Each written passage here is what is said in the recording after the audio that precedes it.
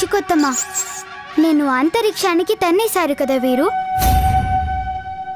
చేసిన తప్పుకి ఫలితం అనుభవించక తప్పదు కదా. మనం వీరికి కొత్త రకమైన శిక్ష వేద్దాం. మూషికొత్తమా, ఇంకా చెల్లరేగిపోండి.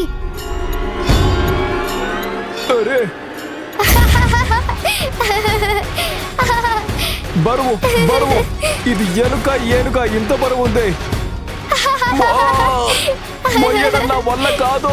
ఓ ఎలుక నా మీద నుంచి లే. తొండమయ్యా, ఇంకా తమరు రాహువు గారి పనిని పట్టండి.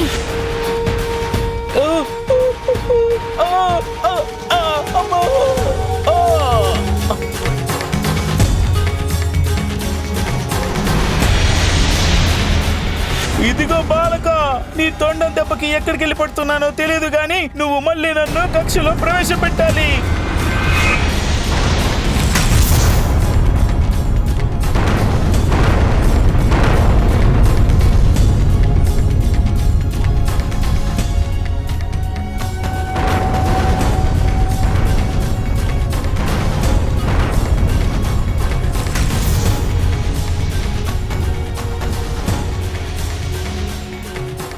అయ్యో అయ్యో గజానంద, నిన్ను వేడుకుంటున్నాను, వదిలిపెట్టు వదిలిపెట్టు. ఎక్కడికి వెళుతున్నారు?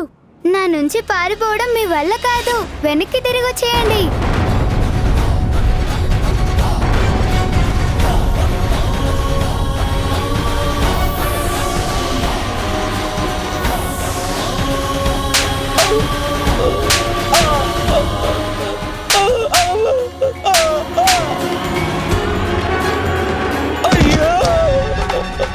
వద్దు, మీరేం చెప్తే అది చేస్తాను. మీరేం చేస్తున్నారు? వదలండి. వదలాలా? అంత సులభంగా వదిలేస్తారా? రాహువన్న గారు, తమరు దేవత అయిన తర్వాత కూడా మీ అసుర స్వభావాన్ని వదులుకోలేదు కనుక అసురుడిగానే ఉండండి.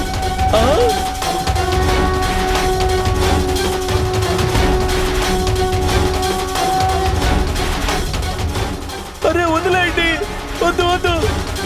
మీరేం చెప్తే అదే చేస్తాను. దైవంగానే ఉండనివ్వండి. మేమింక ఎవరికి ఎటువంటి కష్టాలు కలగనివ్వము. వదలండి, మమ్మల్ని క్షమించండి.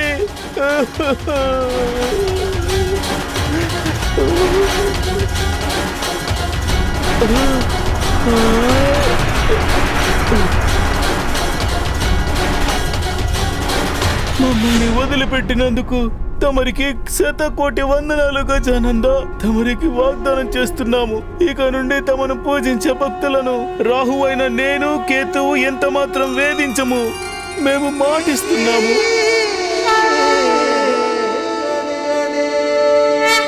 సకల దేవతలు తీవ్ర వేగంతో ప్రయాణం చేస్తూ చివరికి శుక్రగ్రహాన్ని కూడా దాటిపోయారు. కానీ బాల గజాననుడు దర్శనాలేవి ఇంకా పూర్తి చెయ్యలేదు.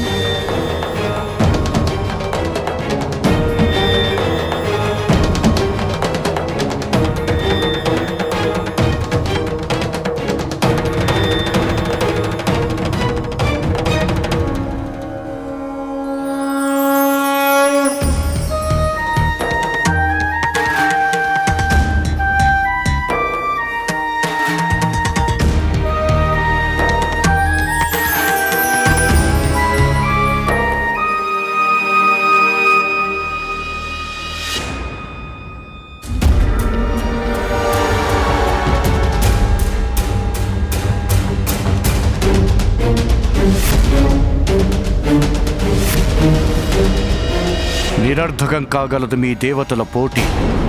ప్రథమ పూజ్యుడి ఎంపిక జరిగితే మాత్రం జరిగేదేమిటి? ఈసారి మాత్రం అసురులకు ఓటమి అనేదే ఉండదు గజానన. అయినా నువ్వు ఇక్కడికి ఎందుకొచ్చావు? నీకు కావాల్సినవి ఇక్కడ ముందే లభించాయి కదా. గురుదేవ శుక్రాచార్య, నేను తమరి ఆశీర్వాదాలు పొందడానికి వచ్చాను. తమరు మహాజ్ఞాని పండితులు, అంతేకాకుండా మా తండ్రి గారి మహాభక్తుడు. ఆ కారణంగానే తమరికి నమస్కరించడానికి వచ్చాను. విజయీ భవ. ప్రణామం గురువు గారు.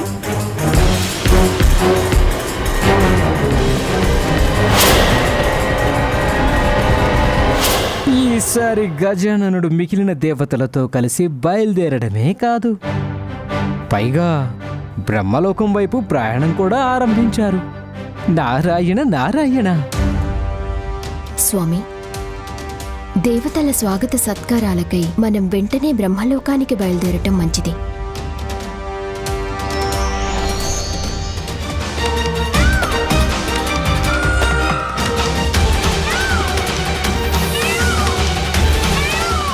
త్వరగా ముందుకు వెళ్ళాలి గజానన. మనం బ్రహ్మలోకానికి చేరువుగా వచ్చాం.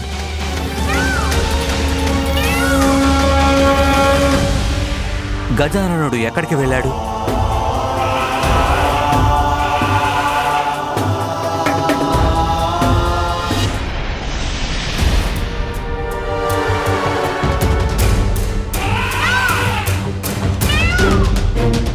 కుమార కార్తికేయ, చూశారుగా, బ్రహ్మలోకం చేరేసరికి నేనే మీకంటే ముందుకు వెళ్ళిపోతున్నాను.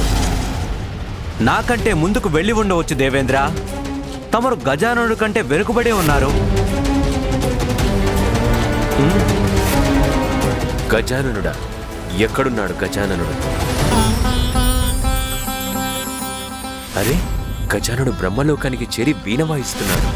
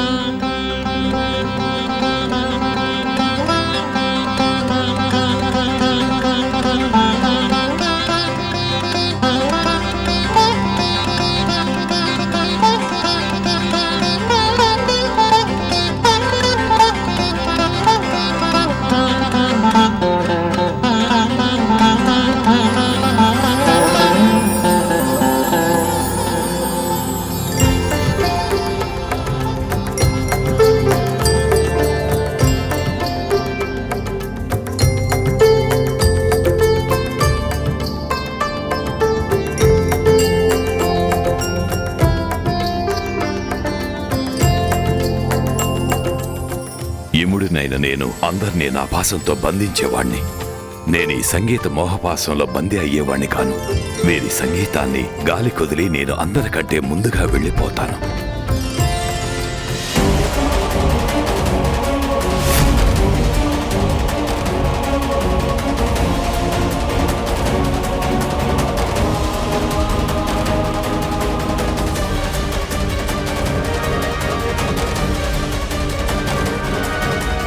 ఆ సంగీత మాధుర్యం నన్ను మైమర్పించేలోగా నేను వెళ్ళిపోవాలి.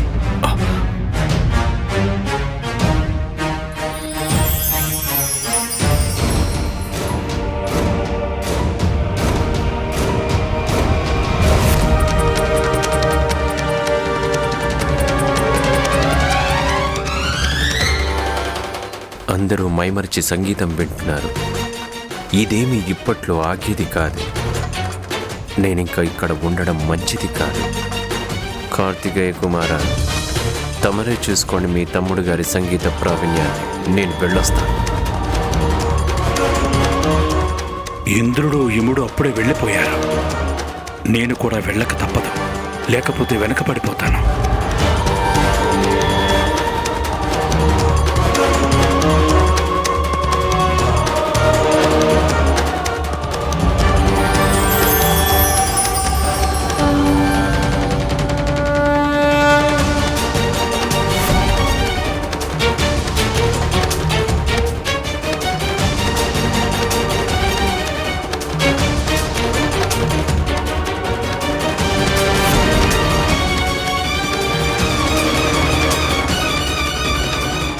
ఇక్కడే ఉంటే లాభం లేదు.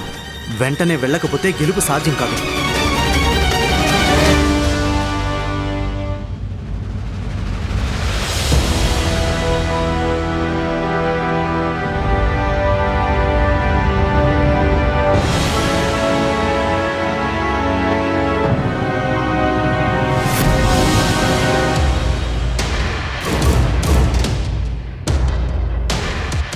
గజాననుడు నేను వెనుకబడిపోయాం.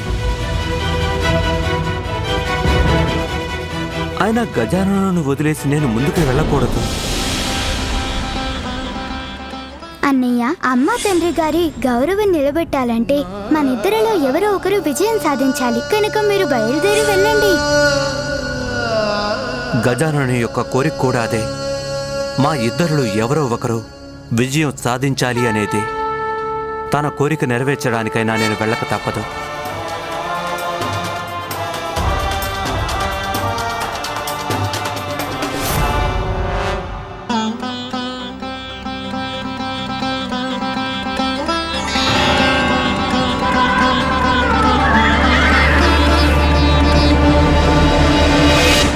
దయచేసి నన్ను క్షమించండి ప్రభు. ఎంత వీణుల వింతైన సంగీత శ్రవణానికి ఆటంకం కలిగిస్తున్నందుకు నన్ను క్షమించండి ప్రభు. అక్కడ దేవతలందరూ క్షీరసాగరం వైపు బయలుదేరారు. కైలాసానికి ముందు వచ్చే చివరి మజిలీ.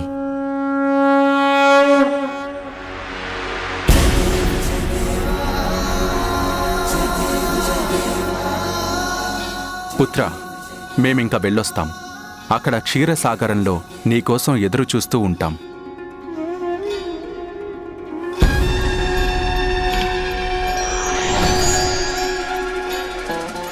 నారాయణ నారాయణ.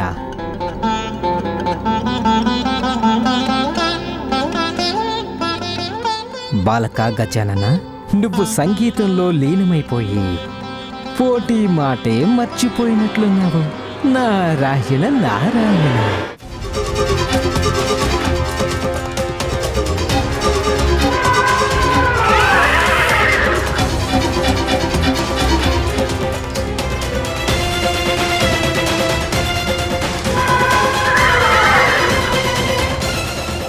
ఐరావతమా, త్వరగా పద.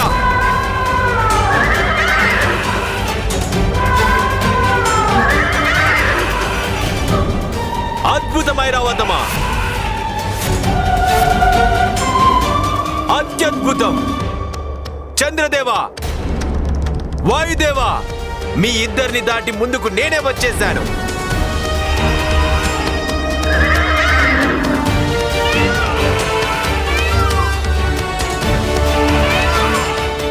దేవసేనాపతి కార్తికేయ, మీ తమ్ముడి తన అద్భుత సంగీతం నా వాహనం ఐరావతంలో అనంత శక్తిని నింపింది. మీరే చూడండి. ఇప్పుడు నన్ను మీ నెమరే కాదు, ఎవ్వరు కూడా ఓడించలేరు. ఐరావతమా, పదా ముందుకి.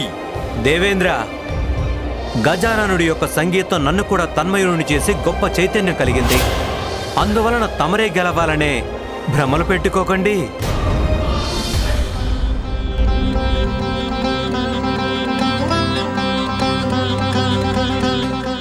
గజానన, తమరి సంగీత కార్యక్రమం ముగిసేలోపుగా మిగిలిన దేవతలందరూ క్షీరసాగరానికి చేరుకొని వారి పోటీని కూడా ముగించేలా ఉన్నారు.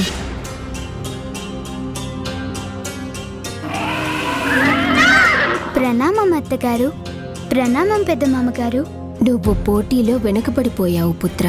అది నాకు కూడా తెలుసు అత్తయ్య గారు. మరి నువ్వు సంగీతాన్ని ఎందుకు ఆపలేదు పుత్ర? మిగిలిన దేవతలతో పాటు నువ్వు కూడా ఎందుకు పాలు పంచుకోలేదు ఈ పోటీలో? తమరు నా సంగీతాన్ని ఆస్వాదిస్తూ మైమరిచారు కదా. తమరి ఆనందానికి ఆటంకం కలిగించకూడదు కదా.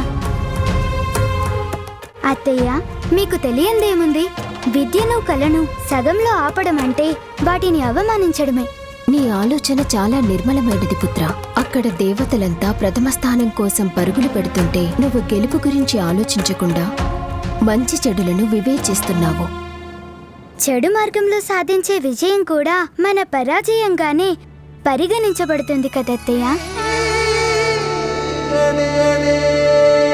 గెలుపు ఇచ్చే ఆనందాన్ని కాదని, విద్యని గౌరవించడాన్ని తన ధర్మమని భావించడమే జీవితంలో అన్నిటికంటే గొప్ప విజయం పుత్ర.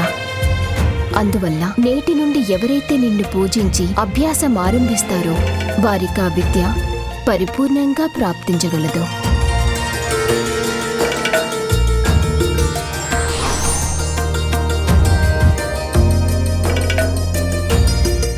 తీసుకో పుత్ర.